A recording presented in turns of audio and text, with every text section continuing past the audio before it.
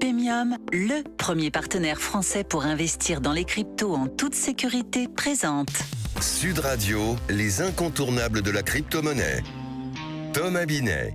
Bienvenue dans ce nouvel épisode d'Oser investir, les incontournables de la crypto-monnaie. Aujourd'hui, nous analysons les divergences stratégiques entre les États-Unis et l'Europe sur les stablecoins et les monnaies numériques. Alexandre Tchatchenko, vous êtes directeur de la stratégie de Paymium et vous êtes avec nous d'ailleurs pour nous éclairer sur ces approches distinctes. Bonsoir Alexandre. Bonsoir Thomas. Alexandre, les États-Unis semblent favoriser activement les stablecoins avec des initiatives comme le Genius Act, alors que l'Europe insiste sur le développement d'un euro numérique. Pourquoi une telle divergence ? Alors effectivement, c'est une divergence assez majeure. Ces différentes stratégies reflètent des visions qui sont fondamentalement différentes du futur monétaire international. Les États-Unis privilégient une approche plutôt agile et permettent au marché d'adopter des stablecoins privés. C'est-à-dire des stablecoins sont des coins, des jetons émis par des entités privées qui représentent $1 américain. Donc un jeton égale $1 américain. Cette approche, elle permet à ces acteurs-là de le faire rapidement, efficacement.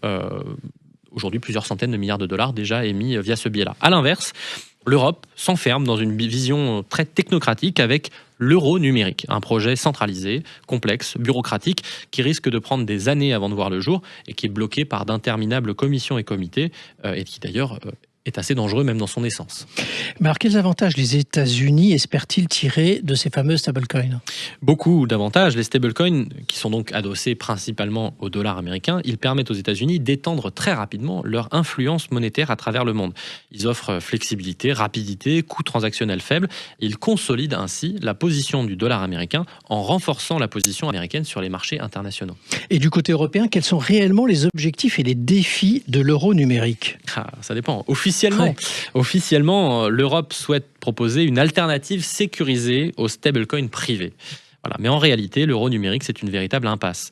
Les banques traditionnelles voient leur rôle court-circuité, les citoyens craignent une surveillance accrue et une restriction potentielle de leur liberté financière, donc personne n'en veut en fait. De plus, l'euro numérique est devenu une usine à gaz technocratique, incapable de se lancer sans une cascade de validation bureaucratique interminable. Mais alors du coup, quels sont les risques associés à chacune de ces approches ? Pour les États-Unis, le principal risque, c'est une régulation, on va dire, insuffisante des stablecoins privés. Et donc, ça peut conduire à des crises de confiance ponctuelles qui se résolvent, mais qui donc créent quand même des turbulences. Pour l'Europe, le risque est bien plus grave, puisque l'euro numérique risque tout simplement d'être rejeté massivement par les citoyens européens. Et je l'espère, en tout cas, qu'il le sera, puisque dans son essence, je le réitère, que c'est un projet que je ne soutiens pas. Et ça conduirait à une adoption qui serait limitée, à un échec du projet, et donc à une fragmentation accrue du paysage monétaire européen, pendant que les stablecoins américains, eux, prospèrent. Mais alors Alexandre, comment devraient évoluer ces stratégies divergentes à moyen terme ? À moyen terme, la stratégie européenne risque de s'enliser, donnant aux stablecoins américains une avance décisive. Ou pire, l'Europe pourrait s'entêter dans une impasse incompatible avec un régime démocratique.